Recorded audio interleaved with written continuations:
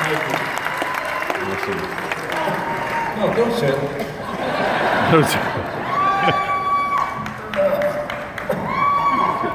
You know, all I ever done is looking at that cuff. Sorry about that. There. Okay. Chevy, everybody just enjoyed one of the classics of your career, Caddy Shack. How do you feel about it 40 years after you made it? It's okay. Actually, I mean, I haven't managed to see it a lot, and I just love Billy. You know, I always said it's Billy's movie because of that character, which he calls the honker. You put your mouth like this and start talking like this, and before you know it, you got the veil, you got the honker. And so we had a lot of fun doing that, and I think the whole thing was fun. You know, we were in Fort Lauderdale or something like that. That's all. But yeah. It's curious about, you had gone from SNL to Foul Play, huge hit. And what's sad about this movie is, it would not have happened if you didn't sign on for the part of Ty Webb, because they needed a big name to sell it with, and you were already there at that point in your career. Yes. Thank you. So why did you pick No, I mean, you asking me why I made the movie? Why did you pick that part? Why did you say yes Oh, to that? I didn't. It wasn't a question of picking it. It was a question of knowing who the other players were and working on the script with Harold, the director, Harold Ramis. Wonderful. The best. But, you know, Harold and I did a lot of rewriting. And, got to know the script and the feel of it, and then it happened. I don't know. I can't think of what else was in the way. Oh, Heavenly Dog was one of them. I'm serious. Back then they had a movie called Oh God, or Oh Heavenly God, or whatever it is. Yeah, with George Burns. So I made a movie called Oh Heavenly Dog. Just an idiotic movie. And, you know, I really hadn't done anything before Caddy Shack in terms of movies. Some of the people, we're going to work your questions in throughout this hour that we're talking with you. And one of the questions was what it was like to work with Ted Knight, who was known much more for television. What was it like? That was one of his first real movies. You know, the whole cast was great. And Ted was, in my opinion, the genuine artist of that. He never let go of that character. I mean, you know, what could you go there? Could you go there? Just an endless array of faces, and he just kept that guy going. Now, Ted and I lived next to each other in LA, so I got to see him a lot and just talk and this and that. You put him up there on the screen, and you better be good, because he's solid. You know, the whole cast is younger. Everybody's snorting coke and folks just full of pop. You know, it's just a very funny period. But not Ted, he's the straightest guy. And he's the only one who would like to eat organic. It's like that, you know, the salad. And everybody else, including Rodney Dangerfield, were nuts. I should tell you the story about Rodney. Well, we were going to ask you about Rodney next. It was Rodney. They can't see me. Chevy, it was... Sorry. No, I was going to tell you that. Where are you? Oh.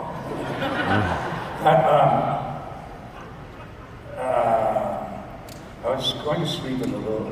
We stayed there on the golf course. It was a motel golf course kind of thing. So the whole cast and crew. And I was in bed, maybe half asleep around 10:30 at night. And I hear a knock. Yeah. Hey, Johnny. Yeah, what? Come in.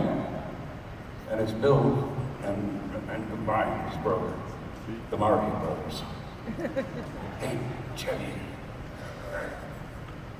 got any coke? No, can't say as I do.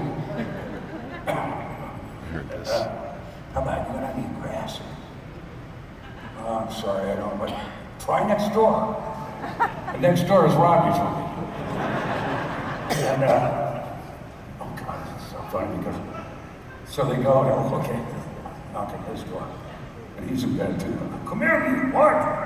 And then they go in and they say, Rodney, do you have any weed? Oh, okay, got, see that paper bag right in front of you? Right by the door there? Take it, enjoy. The family rock. End up going down to Bill's room or something. They open it up and it's all seeds.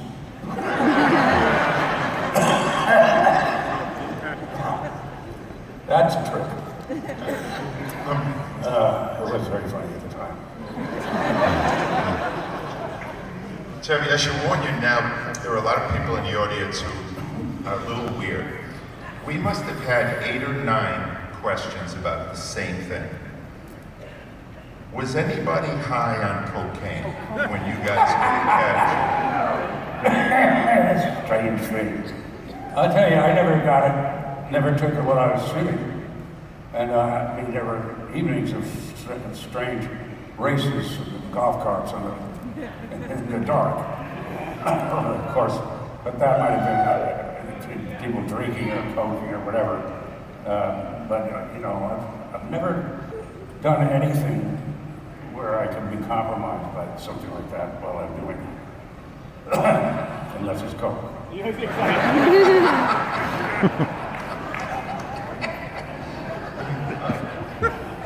One of the oddities of Caddy Shack is that in the original script, there was no scene with you and Bill Murray together. Yeah. Could you explain how that could happen and how you guys I don't know, created the because scene? Harold and I worked so hard on the rewrites and this and that in the script.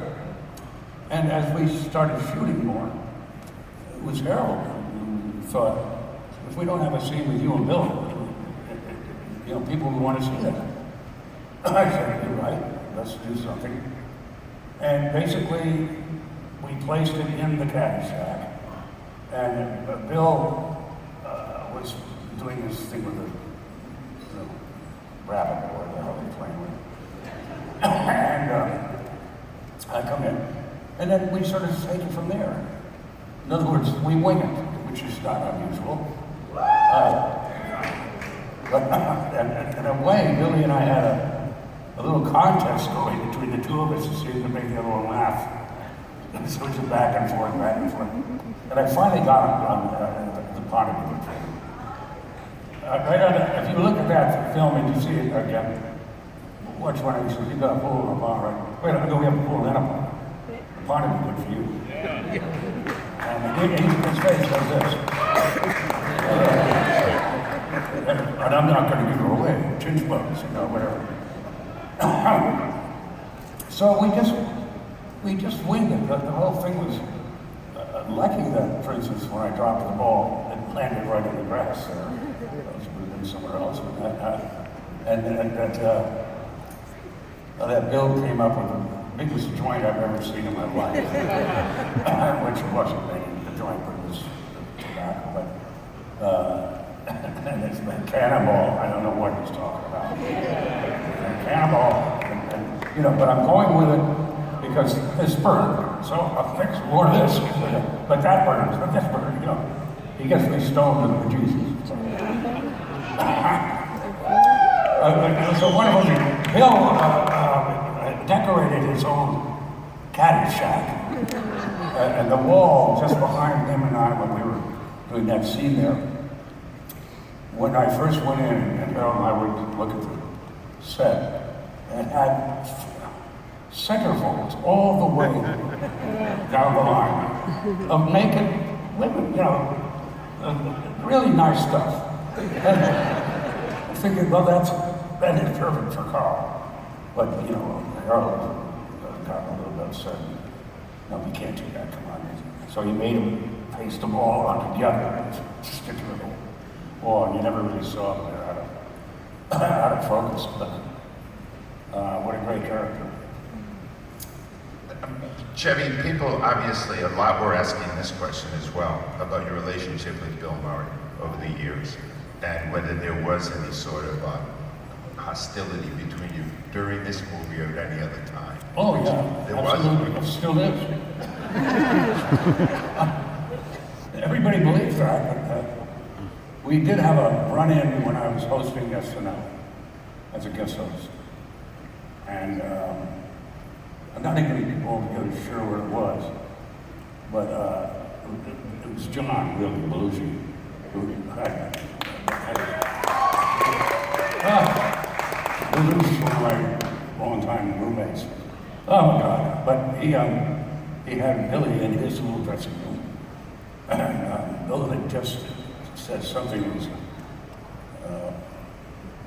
an insult to me or whatever, and I went there to tell him that if he did that again, I'd eat him, and he lunged for me, and I immediately was in the boxing clothes. I was a boxer. And John gets in the doorway between both of us, and I'm hitting her in the forehead. And he's getting hit in the back of the head by Billy. This is John getting a crap kick. Well, we didn't really. The fact is, we never touched the Billy. It just never came to that. But and it's John's fault, the whole thing. Now there's a guy, I miss terribly.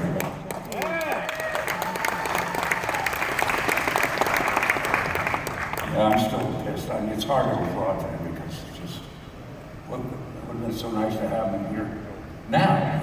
Maybe less hair, gray hair. Maybe he's like he can speak English better. Chevy, while we're talking about Saturday Night Live, people may not be aware that when you were part of the original cast, but were not originally going to be a performer, just a writer. Right. And then you became the breakout star. Well, that worked. I mean, that's just the luck of the draw. I was hired to be the head writer. It turned out I was the highest paid writer. But the head writer would go me, O'Donoghue, back and forth. And I couldn't care less. We didn't care about that. But at one point, Lauren, once he had the entire cast assembled, brought us into a room and had each of us do something at a desk looking at him. Now, I had been doing Groove Tube. Groove Tube or Channel 1 television in New York City for some time, 5 years. And in each case, I played a blues guy. So I was hot. I mean, when it came to that, I was a little nervous and this and that. I just went right into some story about a donkey. I don't know what. But in the right way, you know. And now I can pick up that kind of voice. And that's what made me sell Weekend Update to Lauren. Weekend Update, yeah. I was always politically involved, and that just it comes from being in New York and having a certain type of education. And you know, I liked to make political comments, and I liked to write for the Lampoon in political areas. And that magazine, what do you call it? Laughing. Anyway, I write, and I found it easy to just play the guy. And I've seen it played so many times in ways I don't like it, like two people. They just needed one guy and a phone and a desk. Let him do the funny stuff. And look, now we got two. Oh, okay, then I'll accept that. And then there are like 5 or 6 of them over the years that just didn't have that thing to it. But for me, it worked. Excuse me, Mr. Chevy Chase. What? The most wonderful man that I grew up watching. didn't mean to interrupt. I'm sorry. Huh? But this is boring. Oh. I'm sorry. Supportive. That's all right. All right, Okay, why don't you just put your underpants on your head and beat it? It's part of it. Is she part of it? all right, ma'am. Security. Let's get everybody up here. Come on. Okay. Thank you very much. Now you would sit down and be quiet so I can finish. Jane, you ignorant slut. Please. No, nobody likes this. It's not funny. What do you think I'm being? Lawrence of Arabia? I just want you to be you. All right. Security, please leave.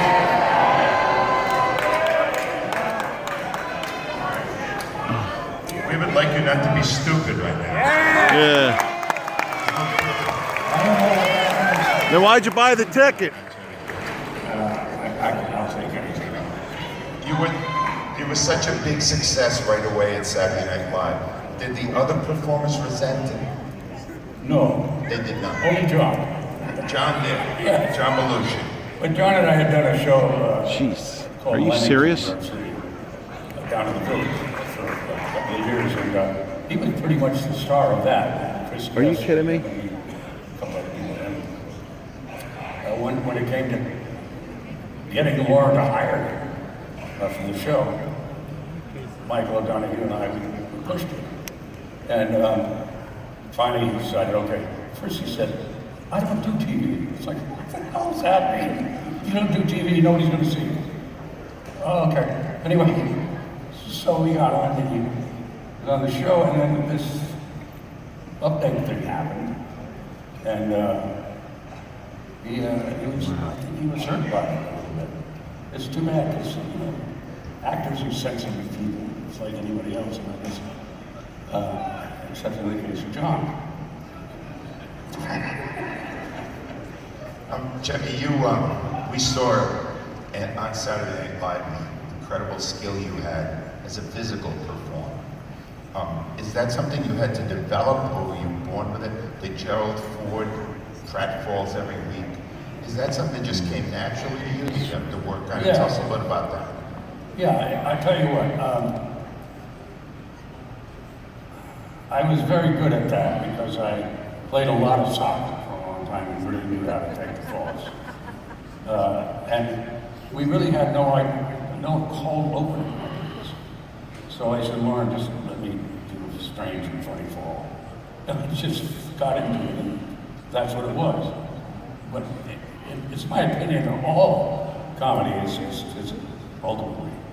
And that's like from the raising of an eyebrow to the way you read a line to things like this or whatever they are. It's all physical. It begins at the smallest level and it incorporates the entire character ultimately. So it became natural for me. One of our first questions is David from Wakanda. Who was your comedic hero? Did you say David and the Conman? David from Wakanda.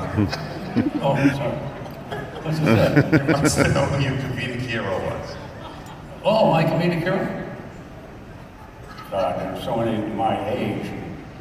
I love Steve and Marty and Albert Brooks and on. But I think looking into the past, I was very affected by the physicality and charm of Chaplin. And I've already thought he was number one on my list. And we had other funny ones, W.C. Fields and Marx Brothers were heaven. But I think Chaplin was the one that affected me the most.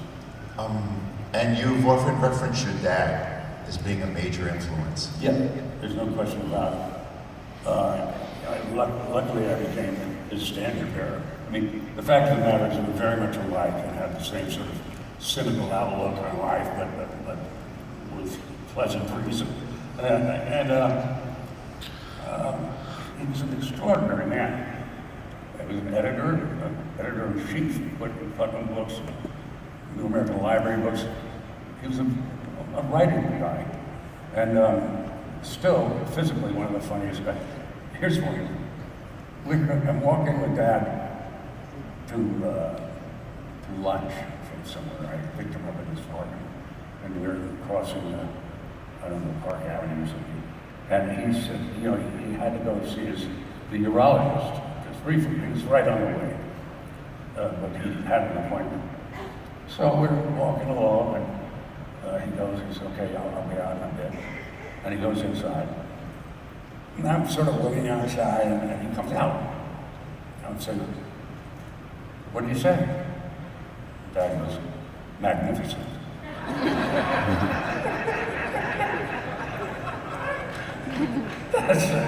That's pretty easy to understand when you're mad, you know. It's very funny. And that's the kind of guy I like. Your influence is so great that people are even saying that Gerald Ford did not get reelected because you had him falling on his ass every week on Saturday Night Live, Jerry. Do you have any regrets? About Gerald? About him not getting The reelected? funny thing is, he was a terrific man. I love him. He actually drove me and my wife along in his car to show us a tour of Grand Rapids. Oh, he's a Michigan guy. In any case, he was very sweet and a god-awful president. That's the way it is. I mean, I've always been a different tier. But a very sweet man. And was there more than that? No, that's it. No, not at all. Boy, what a schmuck he was. I don't know what to say to make things controversial. This next one, I gotta Oh, say that we were doing the Today Show and the Good Morning America show, 3 of them at the same time in the Oval Office in Gary when I was hot. And as we walked backstage around these sort of curtains to go into the Oval Office, there was some wiring. I had to keep him up. He was tripping like the whole damn thing. I don't know. It's just a telephone. Okay. And he was an athlete. But he just had this stubble thing going. And that's what gave me the idea to play him that way. did you ever get hurt doing all those pratfalls? I'm sorry? Did you ever get hurt? Did you ever hurt your back? Did you ever break a bone? All these. Any mail for me? I did. You did? I broke my hand. But it wasn't at SNL. It was another place where people that I was performing or something, and I threw myself off the stage to a table. And the table didn't collapse in the way I wanted it to go down. So that didn't help. And then it's the same hand I punched a deer with on our lawn at Christmas vacation.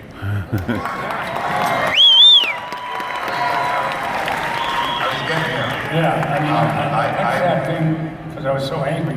I'd never actually taken the trouble to feel what they were like. I thought maybe they were fluffy little things on their lawn. These were hard plastic, solid. And I threw everything I had into it and broke my finger. That's the thing. Finish the thing. I was getting a vacation. All of the vacation movies. Chevy, you did so much great work. Those movies are phenomenal. And I want to start with, is that the one you get the most fan feedback on? People still ask you so many of these questions about Clark Griswold and all that went into that character. I think Clark was given me by Harold. He directed the first one. He had directed Caddy Shack. Those were his 2 cases. And, you know, but I remember the very first scene we shot of the very first vacation was me pulling out of the garage with the suitcases on top. And there was some dialogue. So I said, Harold, how do you want me to play this guy? And he said, broad. I said, okay. And that I knew exactly what he wanted. There was something about Clark Griswold that can't hurt you, but he might hurt himself. But there's something about him that's got a little love to him also, I think. You may not even know this, Chevy, but this week on the Goldbergs TV show, Oh, they yeah. redid the scene of you driving down with the family truckster and I Christy saw it. Brinkman. Did you see it? No, I saw a commercial for it, and I thought, Right. where do you get the balls to just trade me over some goddamn cardboard cutout and the rest of the guys, none of them looked like you would remember their face if you saw it all day. It was just the strangest thing to me. I mean, so not that strange, but it's a pretty obvious ploy, isn't it? When you actually have shot for shot and the car. What's it called? The family touch. Yeah, with the green and they got that car. So they thought they had a hit. I don't know. You don't have to answer these next questions, but Christy Brinkley is pretty spectacular, even today. And you had a pool scene with her. You were in the pool, and it appeared that she was naked. And it also appeared that you were naked. Is this true in both cases? Yes. It was. But, and one of the things we had to do, particularly I did it, was keep the water doing this so that you couldn't really discern through the water of the camera, because we could get an R rating like that or an X or whatever. And it really worked out fine, you know. I don't know. Later that night, she was actually kind of a nervous person. One more. The ending of the first vacation. Rusty seemed. Cindy Morgan I'm sorry. Rusty seemed to get much bigger before the last scene, and now I guess we hear they did the ending over again with John Candy at Wally World. That Who was did? the vacation film. Oh, the one you're just talking about? Yeah, the first So one. he's, okay, yeah. Did they redo the ending? Reshoot it? And brought John No, Candy in? John was alive. He didn't die for many years. No, I meant Except on film. What? the original ending for Vacation apparently didn't test well. And then they brought all of you back, as the story goes, to do a new I ending don't remember that. with John Candy as the security guard. I don't remember having to redo anything. Okay, because Rusty grew about 4 inches in the course of the film, and people thought that's what had happened. I think what we did do, I'm trying to remember, but I think what we did do was, excuse me, rehearse that scene with the other guy, whose name I can't remember now. But the other security guard really didn't have much of a part.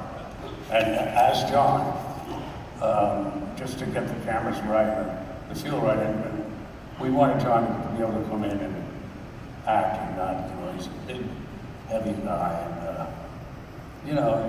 and wanted to overwork himself. Tell us a little bit about working I with John. went to his house once to discuss a part that we had in a different movie. And as I walked through the kitchen to go up to his office up the way, I smelled food. It's like 10:30 in the morning. And I managed to see 2 large turkeys had just been made that were being eaten. Well, it wasn't like Thanksgiving. There was no reason. That was just his lunch. It's like, we all have our problems. Many people in this audience watch the Christmas Family Vacation every year. And they had 2 questions that are kind of personal. Do you, Chevy, do you and your family watch Christmas Vacation every December? And do you decorate your house that way every Christmas? I have to admit, we do some of the lighting. Not anything like that, but we do the roof. The one I slid down into, which is wrong. I guess you just like doing that thing. And that's why we had the lights out on our lawn for quite a while, based on so holiday looking. But where I live is completely far away, like 12 acres from anything, into the woods and stuff. So it's not like I was going to embarrass myself too much. But the kids like it, you know. Wasn't that fun? As the story goes, as you got further into your career, Chevy, It's Chevy. I'm sorry, Chevy. You moved away from the romantic parts for an interesting reason. It's said Look, I that got the shakes again. You should get older, you get the shakes. Really, seriously. Sometimes it's really bad in the morning and I try to eat my breakfast. Kind of this food flying everywhere.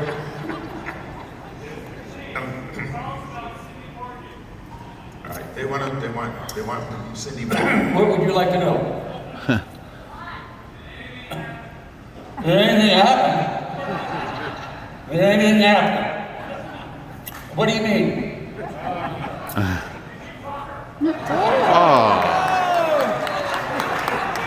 Oh, that's rude.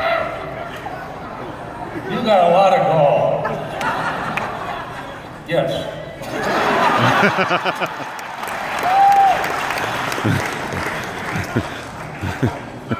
No, I think, but you know, she was very nervous with any of the sexual content, and particularly with the oil. She had no idea what was going to happen there. She wasn't ready for the oil, right? She wasn't ready for the oil, but later she was. I'm not going to answer that question.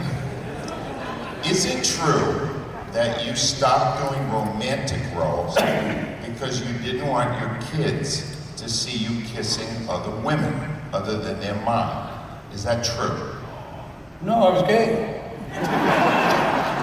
You know, I had to admit it sooner or later. Even my children don't understand it to this day. I try to explain. Don't you like his beard? You know, stuff like that. No, I think that I might have done that with my wife. We've been together for almost 40 years now. Right. And she was a hot piece herself, I tell you. And I have 3 daughters, they're all wonderful. But I do remember that it wasn't, it was about, you're right. Even though they were 4 and 8 and 12 or whatever they were, I didn't like the idea of doing the hot scenes like with Goldie. I loved doing the scenes, and I loved Goldie, but I just felt that it could be